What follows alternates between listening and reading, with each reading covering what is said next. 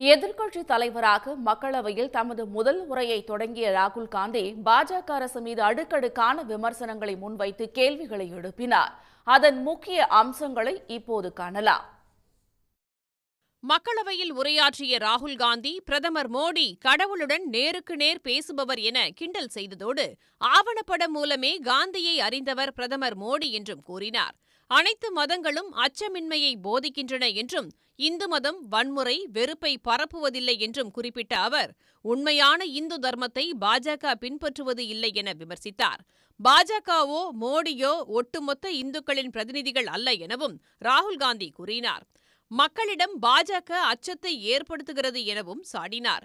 மக்களை மட்டுமல்ல பாஜகவினரையே மோடி மிரட்டுவதாகவும் அவருக்கு பயந்து பாஜகவினர் தனக்கு வணக்கம் கூட வைப்பதில்லை என்றும் தெரிவித்தார். ராமர் பிறந்த அயோத்தியிலேயே பாஜகவுக்கு மக்கள் பாடம் புகட்டியதாக கூறிய ராகுல் காந்தி அக்னிபாதை திட்டம் ராணுவ வீரர்களுக்கானது அல்ல என்றும் மணிப்பூர் இந்தியாவின் மாநிலம் இல்லையா, பிரதமர் ஏன் அங்கு செல்லவில்லை எனவும் கேள்விகளை அடுக்கினார். கடவுள் சொன்னதால் மும்பை விமான நிலையத்தை அதானிக்கு மோடி கொடுத்துள்ளார் எனவும் விமர்சித்தார்.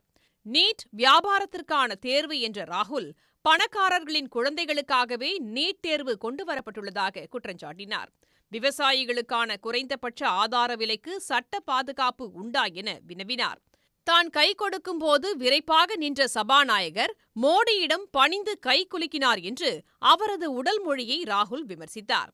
எதிர்க்கட்சியாக இருப்பதே எங்களுக்கு மகிழ்ச்சி, பெருமை, ஆனால் பாஜகவினருக்கு அதிகாரம் மட்டுமே குறிக்கோள் என்றும் குறிப்பிட்டார்.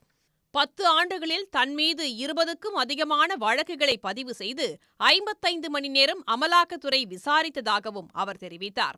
எதிர்க்கட்சித் தலைவர் என்பது ஒட்டுமொத்த எதிர்க்கட்சிகளின் பிரதிநிதி என்றும் எந்த கட்சியைச் சேர்ந்தவரையும் விசாரணை அமைப்புகள் துன்புறுத்தினால் தடுப்பேன் என்றும் ராகுல் காந்தி பதிலடி கொடுத்தார்.